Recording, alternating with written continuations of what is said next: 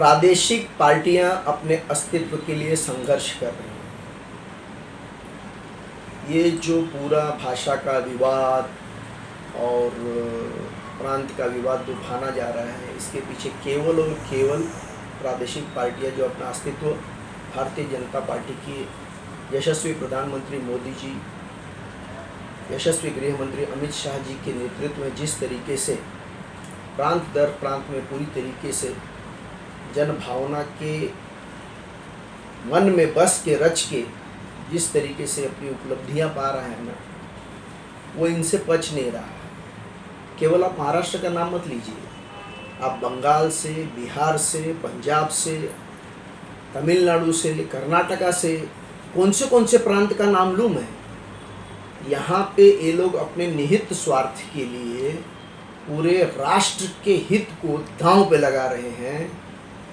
भाईचारा जिसे कहते हैं, केवल और केवल भाइयों के लिए चारा का व्यवस्था किया जा रहा है और यहाँ पे जो बहुसंख्य लोग हैं उनके ऊपर अन्याय करके केवल वोट बैंक की राजनीति की जा रही है।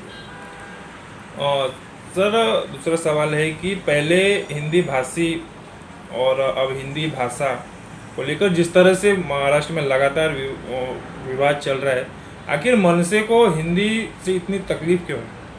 देखिए, मनसे को हिंदी से तकलीफ नहीं है, उसको मराठी से प्रेम है और वो मराठी के अस्तित्व को जो उन्हें ऐसा लगता है कि हिंदी भाषा से जो थोड़ा बहुत खतरा हो सकता है, उसके लिए वो ये अपना एक प्रयास कर रहे हैं।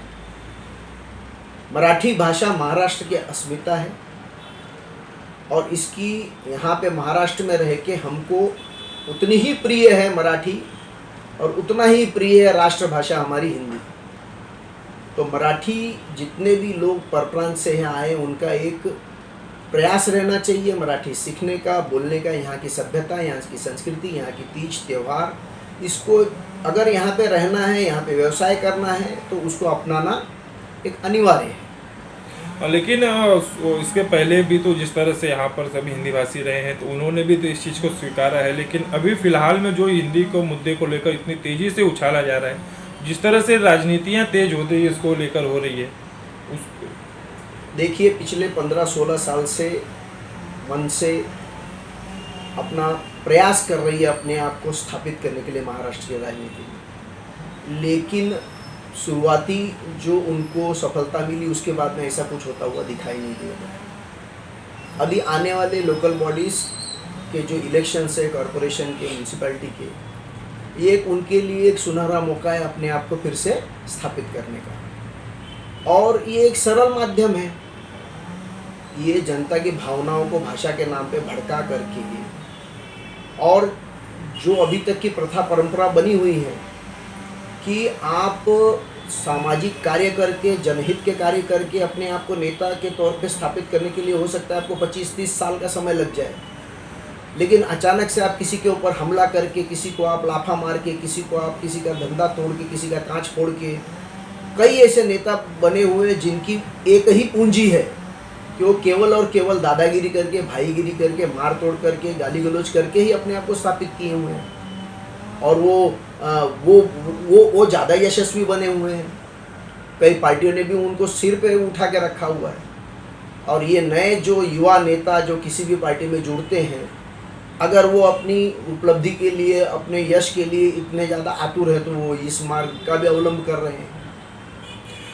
सर महाराष्ट्र में और भी परप्रांतीय रहते हैं, जैसे कि गुजराती हुए, मारवाड़ी हुए, तेलुगु हुए और भी अन्य बहुत से समाज के लोग यहाँ पर परप्रांतीय से रहते हैं, लेकिन शुरू से ही उत्तर भारतीयों को ही क्यों निशाना बनाया जा रहा है? नहीं, ये आप अपना दुरुस्त कर लीजिए। शुरू में साउथ इंडियन अपने हमारे मद्रासी, हमारे कन्नड़ भाइयों के ऊपर भी ये अत्याचार हुआ। उठाओ लुंगी बजाओ पुंगी की शुरुआत वहाँ से हुई। लेकिन मनसे द्वारा जो निशाना बनाया जा रहा है उसमें सबसे ज़्यादा तो उत्तर भारतीयों को बनाया जा रहा है। बात ये थी कि उस समय पे जब जो रोजगार के अवसर थे, सरकारी गैर सरकारी अवसर, उसके अंदर यहाँ के स्थानीय लोगों को अगर कोई मजबूत कंपटीशन दे रहा था तो वो था साउथ इंडियन समाज। और आज जो रिक्शा का काम हो या भाजी का काम हो या प्लम्बिंग का काम हो या पेंटिंग का काम हो, जितने भी छोटे मोटे काम हैं, आप देखेंगे आड़ी बस्तियों में जितने भी अधिकतर उत्तर भारतीय और यहाँ के स्थानीय लोगों का एक वहाँ पे आबादी बस्ती है। और खाली व्यवसाय नहीं, यहाँ तक कि शौचालय में भी जाना है, यहाँ तक कि पानी के लिए भी अगर उनको जाना है, यहाँ तक कि फुटपाथ का भी इस्तेमाल करना है, गाड़ी की पार्किंग करना है, बच्चों के लिए खेलने का ग्राउंड चाहिए, बच्चे लोगों को खेलना है, पढ़ना है, हर जगह पे यही दो प्रमुख जनसंख्या वाले लोग आपस में कंपटीशन कर रहे हैं। स्वाभाविक तौर पे उन्हीं के बीच में खिंचाव तनाव रहेगा ना। तो यही आपको और इसका राजनीतिक पार्टियां अपने अपने तरीके से लाभ लेती हैं। भारतीय जनता पार्टी जैसी पार्टी जो सबके लिए काम करती है, सबके भलाई के लिए सोचती है, जहाँ तक हो सकता है स्थानीय लोगों के लिए एक और 50% ज़्यादा उनके लिए उपलब्ध रहती है, और वो रहना भी चाहिए। लेकिन कुछ ऐसी पार्टियां हैं जो केवल और केवल स्थानीय आबादी के ऊपर ही अवलंबन है। वो बाकी के परप्रांत से आए हुए लोगों को गरिया के, उनको मार के, उनको परेशान करके उनसे शुरुआती में तो उनसे उगाही भी करते हैं, क्योंकि राजनीति में लगने वाला शुरुआती जो उनको आर्थिक बल चाहिए वो कहाँ से लाएंगे। तो यहाँ के जितने भी व्यवसायी हैं, जितने भी इंडस्ट्रियलिस्ट हैं, जितने भी कामकाज करने वाले लोग हैं, यहाँ तक कि जो हॉकर लोग हैं, इनसे भी वसूली करते हैं।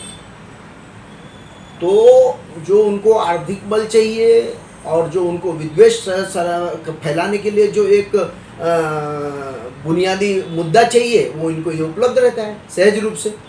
सर, कल जैसे कि मीरा भाईंदर पूरी तरीके से बंद कर दिया गया, एक राजस्थानी को मनसे द्वारा बुरी तरीके से पीटे जाने की वजह से पूरा राजस्थानी समाज एकत्र होकर दुकान बंद करके आंदोलन कर रहा था। लेकिन जब वहीं पर एक उत्तर भारतीय मार खाता है तो कोई भी उत्तर भारतीय नेता आगे नहीं आता है। मुझे बताइए, मीरा भाईंदर का विधायक कौन है? परप्रांतीय है। इसके पहले विधायिका कौन थी? परप्रांतीय थी। मीरा भाईंदर का जो समीकरण है, आबादी का समीकरण है, वो बिल्कुल थाना से अलग है। थाना एक सांस्कृतिक शहर है। यहाँ से धर्मवीर आनंद दिघे जैसे नेता जन्म लिए, उन्होंने अपना पूरा कार्यक्षेत्र रखा इसको, और उन्हीं के पद चिन्हों पे चलते हुए यहाँ के पूर्व मुख्यमंत्री एकनाथ शिंदे जी शिवसेना के रूप में यहाँ पे थाना में कार्यरत हैं। लेकिन यहाँ पे उस समय से भी पर प्रांतियों का, उत्तर भारतीयों का वही राजनीतिक अस्तित्व था। यहाँ पे नगर सेवक बन पाए हैं क्या उत्तर भारतीय? कितने नगर सेवक बन पाए हैं? जितने भी उत्तर भारतीय बहुल क्षेत्र हैं, उसमें से भी जिस भी व्यक्ति ने अपने दम पर पार्टी बदल के, दादागिरी के दम पे जो भी अपना नगर सेवक बन पाए हैं वो बन पाए हैं। बाकी किसी पार्टी के साथ निष्ठा से जुड़े होने के कारण या उनके अच्छे चरित्र के कारण अगर कोई उत्तर भारतीय यहाँ पे अभी तक लोक प्रतिनिधि नहीं बन पाया है। सर, आपने राजनीति की बात की तो और जो ठाणे पालघर जिला प्रमुख अविनाश जाधव ने एक ऐसा वक्तव्य किया है कि उत्तर भारतीयों को जो गरीब जो मार खा रहे हैं उसके पीछे के कारण उत्तर भारतीय नेता हैं। बिल्कुल, मैं इसको सही मानता हूँ। अविनाश जाधव आज जितना अच्छी तरीके से काम कर रहे हैं पूरा थाना पालघर में, उसके पीछे राज ठाकरे हैं। राज ठाकरे की ताकत है। पूरे पुलिस प्रशासन के हर जरूरत के लिए, हर हित के लिए राज ठाकरे आवाज उठाते हैं, और वो स्थानीय हैं। तो स्थानीय पुलिस प्रशासन और जनता उनके साथ में है। अगर आज कोई उत्तर भारतीय नेता मनसे के स्टाइल में अगर कोई काम करना चाहे तो उसको कहां से समर्थन मिलेगा? मैं खाली महाराष्ट्र की बात नहीं कर रहा हूं, कहीं भी उसको कोई समर्थन नहीं मिल सकता है। तो कोई उत्तर भारतीय नेता या पर प्रांतीय नेता उस तरीके की राजनीति कर ही नहीं पाएगा। उसको तो सद्भाव की राजनीति ही करनी पड़ेगी। कानून व्यवस्था और न्याय की वो अपेक्षा कर सकता है, भीख मांग सकता है, इससे ज्यादा और क्या कर सकता है? आज सत्ताधारी पार्टियां हो या कोई भी पार्टी हो, उनसे वो केवल यही उम्मीद। और आज की तारीख में कोई भी पार्टी तराजू लेके बैठी हुई है। किसी भी मुद्दे को अगर मैं इसके साथ में रहता हूं तो मेरा राजनीतिक लाभ और नुकसान क्या होगा? हर पार्टी उस तराजू में तोलती है हर मुद्दे को। इसमें न्याय या किसी के सद्भावना का कोई मुद्दा ही नहीं रहता है। अगर उनको लगता है कि भैया इस मुद्दे के साथ रहने से अच्छा रहने से मुझे 10%, 20%, 25% ज़्यादा मत मिल जाएगा तो उस तरफ चले जाएंगी। लेकिन वो उत्तर भारतीय समाज जो यहाँ पे गिरमटिया मजदूर के रूप में आया हुआ है और आज कुछ हद तक वो अपने आप को यहाँ पे स्थापित कर पाया हुआ है, लेकिन चुनाव के समय में आज भी वो अपने गांव चले जाता है। तो चुनाव के समय पे इफेक्टिव असरदार तरीके से ज़्यादा से ज़्यादा 10-15% मत दे पाता है। तो उत्तर भारतीय के पक्ष में कौन खड़ा रहेगा? आज यहाँ से 400 किलोमीटर दूर, यहाँ से 900 किलोमीटर दूर पे यहाँ पे मारवाड़ी समाज है, यहाँ पे गुजराती समाज है। वो चुनाव के समय पे यहाँ पे भी उपलब्ध रह सकते हैं, अपने गांव में भी उपलब्ध रह सकते हैं, लेकिन 1500-1600 किलोमीटर दूर से आके वो समीकरण नहीं बैठा सकता उत्तर भारतीय समाज। तो वो क्या करता है? और ये जो संयुक्त परिवार का जो एक हमारे भारत की संस्कृति में एक जो मूलभूत ढांचा है, इसको आज भी अगर किसी ने संभाल कर रखा है तो उत्तर भारतीय समाज में। आज भले ही वो बेटा, वो पति यहाँ पे आके कमा रहा है, लेकिन वो अपने माँ, पिताजी, अपने परिवार, अपने भाई, अपने बच्चों को गांव में भी उतना ही वो चिंतित रहता है, उतना ही उनके लिए वो उपलब्ध रहता है, आर्थिक रूप से, सामाजिक रूप से, हर तरीके से। तो फिर उसकी ताकत बट जाती है। उत्तर प्रदेश से, बिहार से, छत्तीसगढ़ से, मध्य प्रदेश से, झारखंड से, कहीं से भी आया हुआ है, भले वो यहाँ पे रोजगार कर रहा है, लेकिन वो अपने गांव की जरूरतों को भी पूरा करने का प्रयास करता है। आखिर फिर उत्तर भारतीय नेता कब इस चुप्पी को तोड़ेंगे और कब उत्तर भारतीयों के लिए स्टैंड लेंगे? उत्तर भारतीय नेताओं से ये उम्मीद करना गलत है। यहाँ का कोई स्थानीय नेता जब तक उनके साथ में नहीं खड़ा होगा, उनके लिए नहीं उपलब्ध होगा, और वो कब उपलब्ध होगा? जब उसको फायदा होगा। आज मुंब्रा का एक विधायक है, माननीय जितेंद्र आवाड़ जी, वो जिस तरीके से माइनॉरिटी के लिए खड़े रहते हैं, क्योंकि माइनॉरिटी उनके साथ संगठित रूप से खड़ी रहती है। उत्तर भारतीय समाज हर पार्टी में बटा हुआ है, समान रूप से बटा हुआ है, और उसके लिए भी कई बाध्यताएं हैं, क्योंकि उसको धंधा भी करना है, उसको आड़ी बस्ती में रहना भी है, उसको अपने बच्चों को शिक्षित भी करना है, उसको स्वास्थ्य की भी सेवाएं उपलब्ध होनी चाहिए। तो ये जो स्थानीय पार्टियां जो मजबूत है यहाँ पे, थाना में विशेष रूप से भारतीय जनता पार्टी की क्या मजबूती है बताइए ना मुझे। कॉरपोरेशन में ले लीजिए या विधायिका में ले लीजिए, क्या मजबूती है? मैं ये मानता हूँ कि मतदाता सारे भारतीय जनता पार्टी के हैं, लेकिन भारतीय जनता पार्टी में ऐसा नेता कौन है जो उत्तर भारतीयों को या इस भारतीय जनता पार्टी को मतदाताओं के बल के ऊपर एक अपना यहाँ पे एक अनडिस्प्यूटेड एक अपना राज्य स्थापित कर सके? नहीं। और ये आज से नहीं, 30-35 साल पहले से होता आया है। हमारी सदैव यूपी में सरकार रही हुई है, तो थाना एक तरीके से शिवसेना के हिस्से में ही हमेशा आया है और आगे भी आता रहेगा, ऐसी उम्मीद कर रहा हूँ मैं। महाराष्ट्र सरकार कब संरक्षण देगी उत्तर भारतीयों को, या मुश्किल तब तक उत्तर भारतीय ऐसे मार खाता रहेगा? नहीं, उसको उसकी वो नियति है, उसको अपने बात व्यवहार से, स्वभाव से जितना वो यहाँ से राजनीतिक, सामाजिक, शैक्षणिक, आर्थिक लाभ ले सकता है, उतना वो लेगा।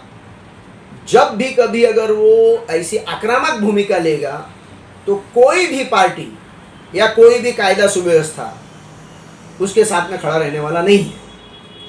आज मैं आपको बताता हूँ, एक मोबाइल की दुकान के ऊपर एक कोई स्थानीय ग्राहक गया और उसको दुकान वाले ने मार के बहुत बड़ी गलती की। वो क्षमा के पात्र नहीं है, लेकिन उसकी वजह से जो जनभावना स्थानीय लोगों में, गलत जनभावना जो फैली, उसको मिटाने के लिए, उसको दुरुस्त करने के लिए उस दुकानदार को बुला के एक नेता ने अपने कार्यालय में उसको लाफा मरवाया और एक सकारात्मक, मतलब स्थानीय लोगों के हिसाब से एक सकारात्मक संदेश भेज दिया तो आज जो जनता के बीच में आक्रोश था वो कहीं थम गया।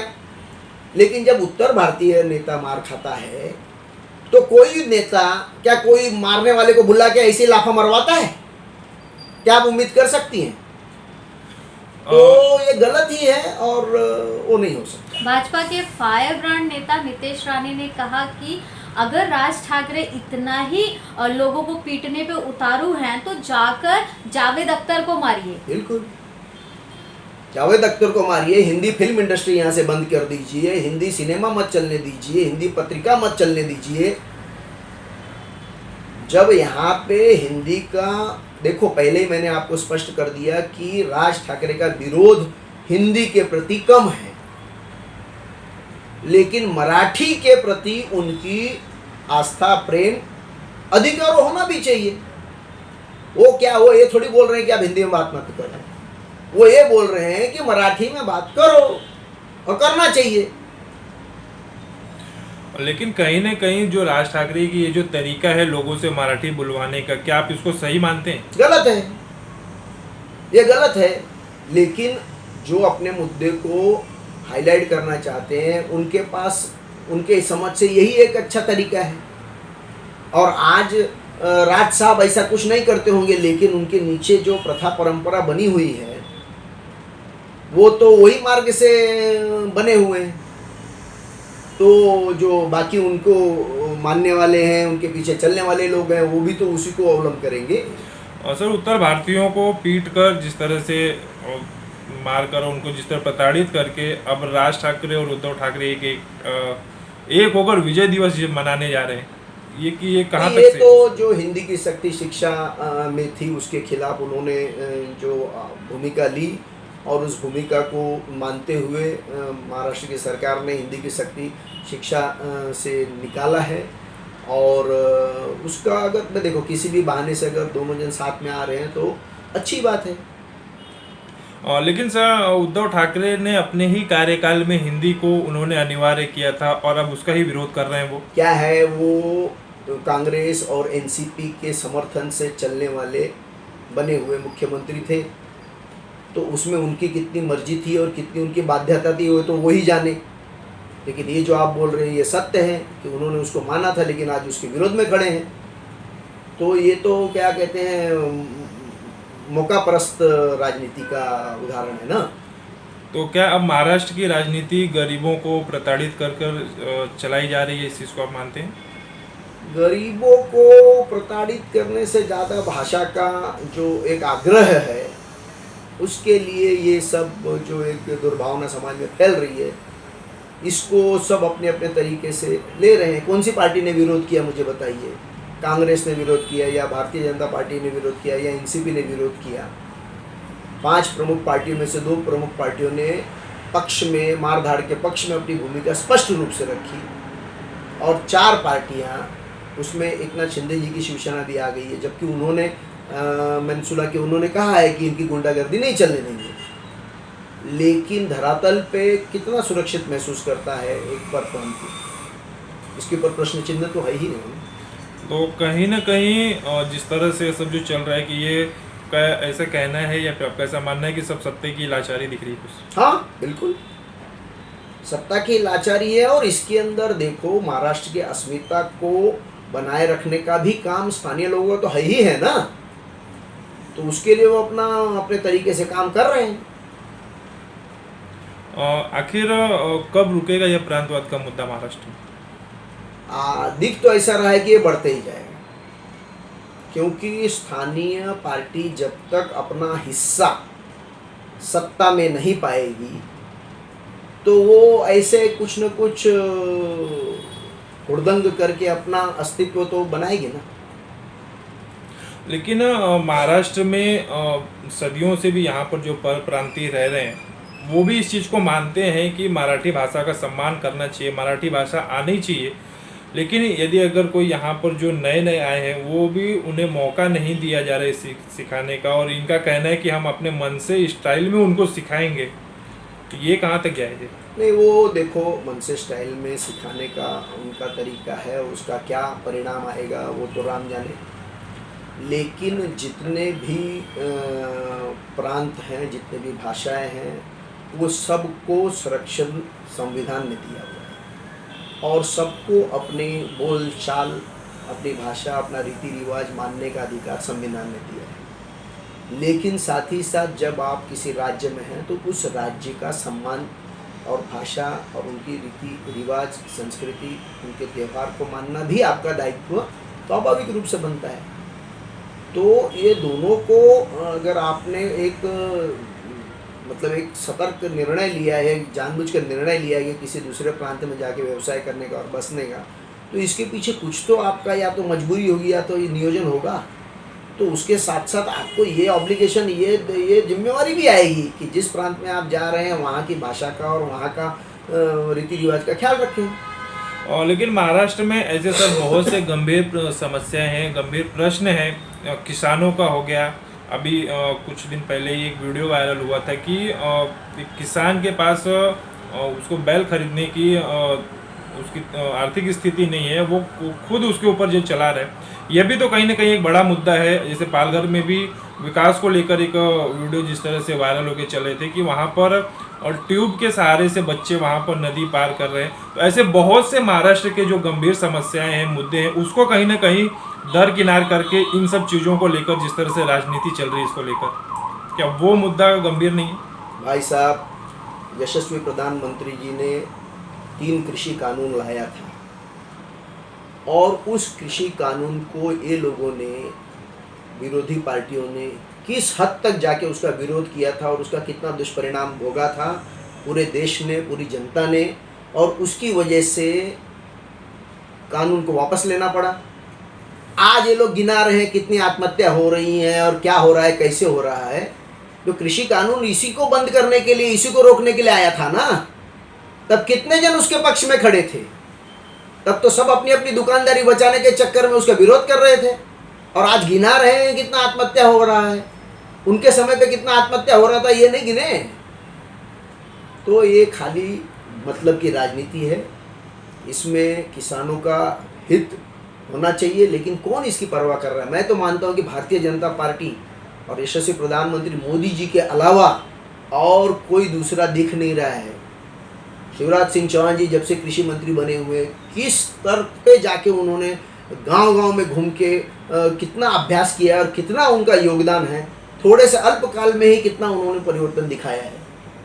लेकिन जो मूलभूत निर्णय था 3 कृषि कानून का, उसका क्यों विरोध किया गया? आज प्रश्न पूछ रहे हैं, मतलब न करने देंगे, न करेंगे, बस खाली रोएंगे और जनता को भ्रमित करेंगे। तो ये राजनीति 70 साल तक तो ये लोगों ने यही किया ना। भारत के वो विकास में ये लोगों ने केवल शोषण किया, केवल घोटाला और घपला करके ये लोगों ने अपना पेट भरा है, तिजोरी भरी है। भारत की जनता के बारे में सोचने वाली तो भारतीय जनता पार्टी ही एकमेव पार्टी बची हुई है।